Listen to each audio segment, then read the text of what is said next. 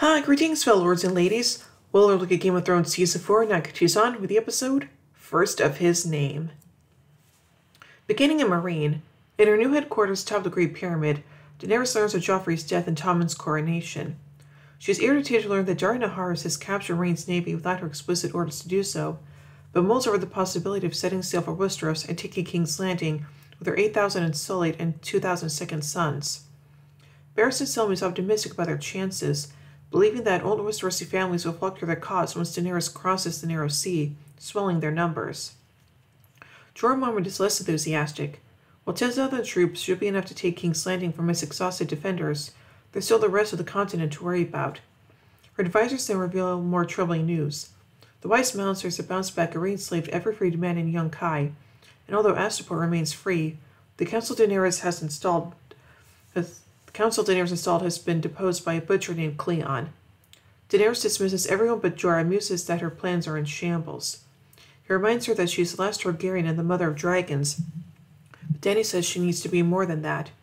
She laments that if she cannot keep order in 3 cities, she has no hope of controlling 7 kingdoms. She is therefore resolved to remain in Meereen and do what queens do by ruling. Anyway, in King's Landing, Tommen is crowned king of the 7 kingdoms, while Cersei makes what appears to be a peaceful gesture towards Margaery, who remains wary. Cersei talks to Prince Oberyn and asks him a favor. She has seen her daughter Marcella in over a year. Cersei asks Oberyn to take her daughter as a gift, a ship, since Cersei missed her last name day. Tom reveals to Cersei their problem with the Iron Bank of Braavos. They owe a tremendous sum, and the gold mines of the Westerlands actually ran dry 3 years ago. Therefore, even though Tywin admits the Lannisters can trust nobody except themselves, they need the Tyrell's wealth and resources on their side. Cersei suggests coming to some arrangement with one of the bank's representatives, but Tywin dismisses the idea, since the bank is a monolithic structure that cannot be avoided, lied to, or swayed. Anyway, in the Riverlands, while on the road, Patrick proves to be a hindrance to Brienne. He has problems with his horse and accidentally sets fire to a rabbit they were cooking. Brienne tries to get rid of Patrick by releasing from the vow he swore as her squire, but to no avail. They are bound for Castle Black, where Brienne believes Sansa may have taken refuge with her half-brother Jon Snow. Brienne questions Patrick about his duties as a squire to Tyrion. He tells her his job was mostly pouring wine, alongside other menial tasks. Brienne then asks if Patrick did anything related to combat. Patrick reveals how he killed Sir Mandon Moore of the Kingsguard by shoving a spear through his head when he tried to kill Tyrion during the Battle of the Blackwater. Brienne then grants Patrick a bit of respect and allows him to help her remove her armor. Anyway, in the Vale of Arryn, Lord Peter Baelish and Sansa Stark arrive safely at the Bloody Gate, though Peter has Sansa cover her hair, as Oberyn is widely known as a Tully trait, introduces her as his niece, Elaine. Upon ripping the Eyrie itself, Sansa tries to slip into her alias, but her aunt, Lysa Arryn, tells her not to bother around her own flesh and blood. Lysa laments Sansa's treatment at King's Landing, ignoring Rhys's attempts to defend Tyrion's character. Robin Arryn is delighted to see Peter and to show his cousin Sansa the moon door. Lysa, apparently having finally given Robin some independence, reminds him to never reveal Sansa's identity and tells him to show her to her chambers. The instant they leave, Lysa insists she wants to marry Peter immediately, claiming that they already had a wedding night many years ago. She references poisoning her former husband's wine and framing the Lannisters by writing to her sister Catelyn, using these actions as proof of her love for Peter. Peter is unable to deter her, particularly when Lysa reveals that a septon and witnesses have been waiting outside the main door. Delighted, Lysa declares that she will scream so loudly that night that they will be able to hear her across the narrow sea. Later that night, an exasperated Sansa attempts to sleep as Lysa tries to fulfill that promise. Later on, Lysa has a meal with Sansa, giving her some lemon cakes. Sansa, relieved to be safe at last, indulges herself, though she becomes a little self-conscious when Lysa begins telling stories of Catelyn's overeating in her youth. Lysa encourages Sansa to keep eating, as she was only telling the story, and anyway, Peter had 3 crates of lemons brought from the Crownlands just for Sansa's cakes. Lysa suddenly degenerates from a Kylian into a psychotic newlywed, half-mad with jealousy, and demands to know why Peter cares so much about Sansa, as if he has slept with her as he has with his whores. She also writes about Catelyn's love for Sansa's uncle Brandon and how he nearly killed Peter. Horrified, Sansa weeps insists that she is still a virgin and that Peter thinks she's just a stupid girl who doesn't know anything and who cannot lie at all, always tells the truth. Lysa immediately calms down and comforts Sansa, assuring her that she believes her, and that since neither Tyrion nor Peter has slept with her, Sansa can proceed to marry Robin. Sansa seems unsure of what to make of this information, but one thing is clear. King's Landing has made her a consummate actress. On the road to the Eyrie, Sandor Clegane and Arya Stark continue to spar verbally and physically, particularly when Clegane disparages Arya's water dancing and assaults Syrio Forel for being defeated by a glorified thug like Meryn Trant. And finally, beyond the wall, at Craster's Keep, Locke scouts the keep for the party of the Night's Watch to illuminate the traitors holed up there. In his reconnaissance, Locke finds the hut where Bran Stark, Jojen, Myr, and Hodor are being held captive. Reporting back to Jon Snow and the others, Locke tells them that only 11 traitors are present and most of them are drunk and won't prove much of a threat. He also lies about the hut where Jon's brother Bran and his group are being imprisoned, claiming there are only hounds kept inside and that they should keep away from it to prevent the dogs alerting their enemy. Believing Locke, Jon agrees and tells the party they attack at nightfall. That night, Carl enters the prisoner's hut and attempts to rape Mira, but Jojen distracts Carl when he reveals his possession of Greenside and claims to have seen Carl dead before the night is out. At that moment, Rast rushes in to warn Carl the keep is under attack. Jon's party rush for the defense and start killing their traitorous former brethren. In the confusion, Locke slips into the hut and attempts to abduct Bran, but Bran works in Hodor and uses him to kill Locke. Bran spots Jon in the fight and wants to go to him, but Jojen prevents him from going to his older brother, reminding Bran that they must continue onward to reach the Three-Eyed Raven, and that Jon would stop them in an effort to protect Bran as his older brother. Bran reluctantly leaves despite being so close to Jon. Aww. The Night's Watch swiftly overcome their enemy, and Jon confronts Carl in single combat. Carl's use of dirty tactics learned in his criminal past gives him the upper hand. Before he can finish Jon, one of Craster's wives, Sissy, stabs him from behind. When Carl rounds on her, Jon gets back to his feet and drives a longclaw through the back of Carl's skull, killing him. In the aftermath of the battle, 4 brothers of Night's Watch, including Locke, are found dead, while all the traitors but one are accounted for. Locke's true intentions are never discovered. The sole surviving mutineer, Rast, runs in terror through the forest until he reaches the cage where Ghost was held. He notices someone has opened the cage, but before he can absorb this, the dire wolf lunges out of nowhere and kills him. Ghost then finds his way back to Jon, who was overjoyed to see his companion again. Speaking to Craster's wives, Jon warns that the Mance Raider's army and worse besides will soon reach their location and offers to take them to safety south of the wall, but the women refuse, preferring to set out on their own. Before departing back for Castle Black, Jon has Craster's Keep burned to the ground, along with the bodies of all those who died there. Good idea. Anyway, so let's take a look at some notes surrounding this episode. Tyrion Lannister does not appear in this episode. Jaime Lannister and other small council members such as Varys and Pycelle, as well as Loras and Mace Tyrell, appear during Tommen's coronation, but have a significant dialogue. This makes it the only third episode in which Tyrion hasn't appeared, the other two being Season 3's The Raidens of Castamere and Season 1's You Win or You Die. Despite being a prominent location in the episode, the Eyrie does not appear in the opening title sequence. In fact, the title sequence has not changed all season. This episode finally reveals the mystery of who murdered Jon Arryn, Hand of the King, during most of King Robert Baratheon's 17-year reign, and whose death set the main narrative of the story in motion in the very first episode of the TV series.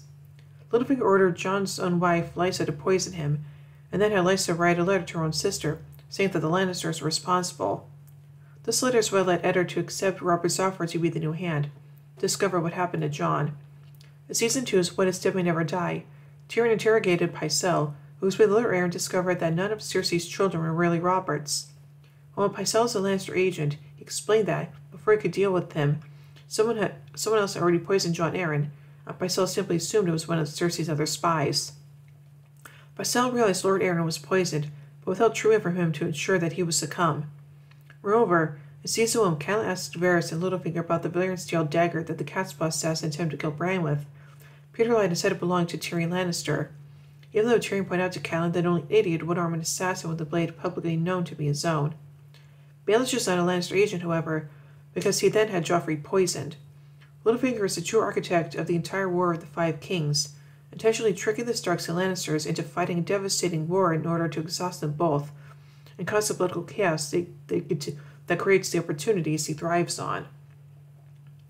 This also explains why, in Season 1, Lysa Arryn bizarrely refused to send the armies of the Vale to join forces with the North and the Riverlands against the Lannisters. At the time, the only excuse she gave Catelyn was that she was worried for her son's safety, even though she alleged that the Lannisters had killed her own husband and the boy's father. In reality, Lysa betrayed her own family, the Arryns, the Tullys, and the Starks, because of her fanatical obsession with Peter. She didn't join forces with the Starks because this might have tipped the odds against the Lannisters and quickly ended the war, while Littlefinger wanted to drag out the war to create as much chaos as possible. Although Lysa is obsessed with Littlefinger's own obsession, Catelyn, was killed due to the events he set in motion. The revelation about Arryn's death refused Ned's suspicion that Sir Hugh was perhaps the poisoner, and that he was deliberately killed by the Mountain at the Lannisters' command in order to silence him. Since the Lannisters had nothing to do with Arryn's death, they had no reason to have Hugh killed. The Mountain might have killed him simply due to his murderous nature. Lysa's intention to marry Sansa to her first cousin Robin Arryn was unusual in this context due to his age and stunted mental abilities. It's not considered incest in the Seven Kingdoms. As a relic of aristocratic families, first cousins have been known to marry in Westeros to secure political alliances. Tywin Lannister's own wife, Joanna Lannister, was his first cousin. Her son was already a Lannister before they married. And Arya Stark's own parents, Rickard and Lyanna, were first cousins when removed, and her full name was already Lyanna Stark before she was married. Sansa mentions that lemons for lemon cakes do not grow as far north as the Vale. Actually, citrus spruce in Westeros only grow in the southernmost kingdom, Dorne. The novels later explicitly state that the Vale has to import lemons from Dorne. The scene in which Lysa gives Sansa lemon cakes, pretends to be carrying Anne, and suddenly switches to obsessively accusing her of sex with Baelish, was very intense and emotionally complex, so it had to be filmed multiple times, as is common for such intense scenes. The side result was that, according to the script, Sansa had to physically eat a lemon cake on camera, so across multiple takes, Sophie Turner ended up having to eat a large number of lemon cakes. Kate Dickey says she doubts Turner has eaten one voluntarily since. Oberyn Martell mentions to Cersei that he has 8 daughters. This is the first time it has been confirmed that all of his bastard daughters, known as Sand Snakes, exist in the TV series continuity. With some of the larger noble families, the TV series has sometimes condensed or simply dropped secondary characters. Specifically in the case of House Tyrell, Marjorie and Loras actually have 2 older brothers in the books, Wilson and Garland. But the TV series has heavily implied that Loras is the only son of Mace Tyrell. In Season 2, the production team was unsure if they could fit Stannis Baratheon's daughter Shireen into the TV series, so they left dialogue deliberately ambiguous, plainly saying that he has no sons, to leave open the option to later say that he does have a daughter. At conventions and interviews, George R. R. Martin had earlier expressed concern that the TV series might have to condense several members of House Martell, just as the Tyrell brothers have been apparently condensed. While it isn't clear if all 8 of Sand Snakes will ever appear prominently in TV series, this episode at least confirms that all 8 of them exist as separate characters within the TV continuity. The 4 oldest of Oberyn's bastard daughters reached by different women, and after he began his relationship with Ellaria Sand, he had 4 more daughters with her, all of them bastards because he never formally married Ellaria. Elia Sand, the one of his daughters that he mentions in this episode, is his oldest daughter with Ellaria. She is the same age as Sansa Stark. During Tommen's coronation scene, he is named King of the Andals and the First Men. In the books, the title is actually King of the Andals, the Rhoynar, and the First Men, acknowledging 3 major ethnic groups in the 7 Kingdoms. The Rhoynar are the ancestors of the modern Dornishmen and only settled in Dorne, which had not firmly joined the Targaryen realm until about 1 century ago, 2 centuries after Aegon the Conqueror united the rest of the kingdoms. The shortened title was first used at the beginning of the first episode, when Arya Stark recites Robert's full title before beheading the deserter from the Night's Watch. Presumably, the shortened title was used because the Dornish would not be introduced until Season 4, and indeed were barely mentioned in the past 3 seasons. In this episode, no reference is made to Tommen also being king of the Rhoynar, despite Oberyn Martell prominently standing amongst the nobles gathered before the throne. Given that the shortened form is the title used throughout the first 3 seasons, however, It appears that the TV producers simply chose to be internally consistent and never introduced the line in the title about being king of the Rhoynar. Otherwise, season 4 would have had to introduce a large retcon that every time a king's title was mentioned in the past 3 seasons, they should have said of the Rhoynar, but mysteriously didn't. This is not necessarily a contradiction. It can easily be reconciled as simply difference between how the book continuity and TV continuity address the unique status of Dorne. When Dorne actually did unite with the Iron Throne 1 century ago, it was through a peaceful marriage alliance instead of conquest. So the Dornes were allowed to keep certain special privileges and local laws, such as that Dorne practices equal primogeniture, while other kingdoms practice male preference primogeniture. One of these privileges is that the rulers of Dorne could even continue to refer to themselves as Prince of Dorne, appearing ranking as a Lord Paramount, like Eddard Stark or Mace Tyrell. Therefore, the implication seems to be that in TV series history, the Targaryen kings not only allowed the Martells to keep calling themselves Prince of Dorne, but as implied acknowledgement of Dorne's self-autonomous status, the Targaryens now call themselves Kings of the Rhoynar, in addition to the First Men and Andals, though they continue to call themselves Lord of the Seven Kingdoms. Then the TV series flat out ignored this by still having Missandei introduce Daenerys as Queen of the Andals and the Rhoynar in the First Men in the series 4 finale, without explanation. This isn't even entirely consistent for the TV series, nor for Missandei and Daenerys personally. Back in season 3's The Bear and the Maiden Fair, Missandei also introduces Daenerys as Queen of the Andals and the First Men, but not of the Rhoynar. Even in this episode, first of his name, only 5 episodes before the children, Missandei also introduces Daenerys, but first only as Queen of the Andals and the First Men, not mentioning the Rhoynar. Strangely, Tommen's coronation is not mentioned at all in the novels. The only indication he has become king is that people refer to him by that title, starting from chapter 67 of the 3rd novel. Therefore, there had to be a formal coronation ceremony. Cersei's remark to Margaery that the realm hasn't actually had a good king in nearly 50 years is fairly accurate. Joffrey ruled for barely 3 years, filled with civil war, while Robert Baratheon was a soldier who won the throne on the battlefield, but didn't know how to govern, instead feasting and whoring while a small council ran the realm for 17 years. Before that, the Mad King Aerys II Targaryen ruled for over 20 years, eventually degenerating into a reign of terror. Like with Robert, these were mostly prosperous years because of Aerys' hand of the king, Tywin Lannister, was the man actually holding the realm together. In the books, the last king generally held to have been a good ruler was Aerys II's grandfather, Aegon Targaryen V. Aerys II's father, Jaehaerys II, had very poor health and died young after only 3 years on the throne, though Sir Barristan remembers that he ruled well in that brief time. The TV series continuity officially cut Jaehaerys II, however, to streamline the Targaryen family tree. So in the TV series, Aegon V was actually the Mad King's father, not his grandfather. Cersei refers to Joffrey as her firstborn son. The TV continuity actually invented that Cersei had an unnamed son by Robert before Joffrey, but died of fever in infancy, as explained in season 1 episode The King's Road. Whether her line might be forgetting this change, Cersei might also just be speaking loosely, my firstborn surviving son.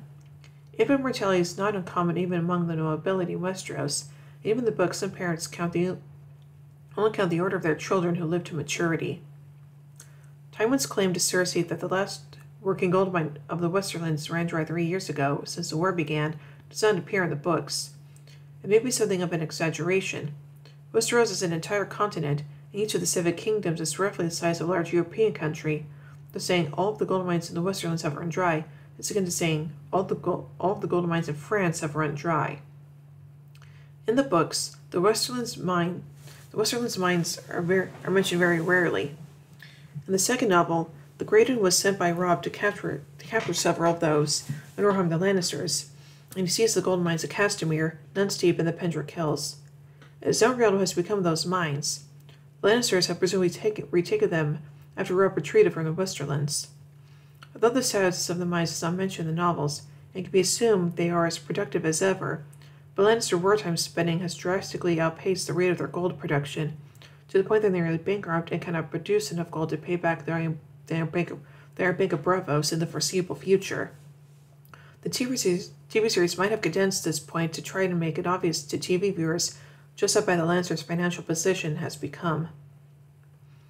In the season 4 premiere, Olenna Tyrell remarked at time that Lannisters will need House Tyrell's help to pay off their massive debts to the Iron Bank. He attempted to wave it off by saying that he didn't fear the Iron Bank, but Olenna chided him that they both knew that he was lying, because a man of his intelligence knows that he should fear it.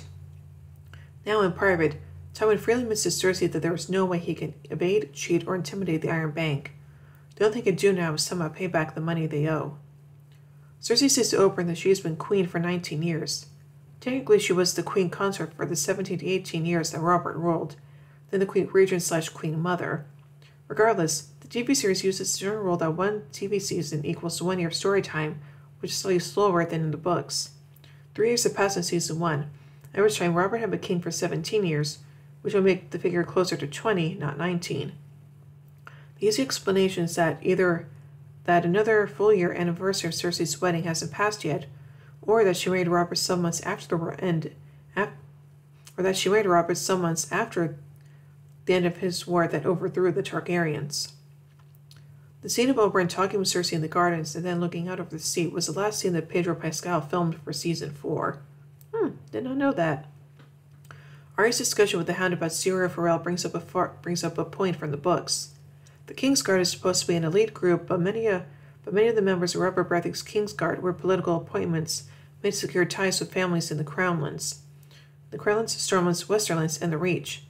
Neither very honorable men nor particularly skilled. As Bronn pointed out, Saran seemed to be better beating little girls than actual fighting. In this episode, Sandor scoffs that Meryn could never have defeated a real master swordsman, which he would be a reasonable judge of, as Sandor knew Sir Meryn for years while serving at the royal court, and particularly from briefly serving alongside him in the Kingsguard. Arya thinks Meryn killed Syrio, but she never actually saw Syrio die.